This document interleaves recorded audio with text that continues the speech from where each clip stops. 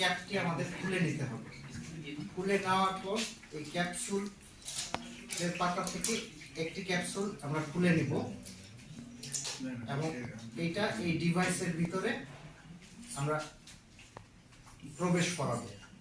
এরপর এটার মুখটা আমরা বন্ধ করে দিব এবং পাশের যে নীল বাটন দুটো আছে চাপ দেব।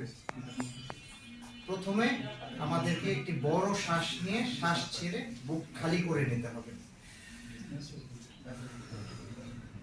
এরপর ডিভাইসটির সাথে আমাদের ঠোঁট এমন ভাবে লাগানো হবে যেন কোনো গ্যাপ না থাকে। এরপর আমরা একটি বড় লম্বা শ্বাসের মাধ্যমে ওষুধের কণাগুলো ফুসফুসে প্রবেশ করাবো।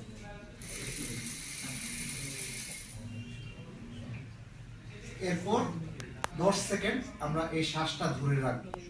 1 থেকে 10 পর্যন্ত গুনবো এবং এইটাই সবচেয়ে ইম্পর্টেন্ট পার্ট। এইভাবে ব্যবহারের পরে আমরা ভালো করে কুলি করে নেব।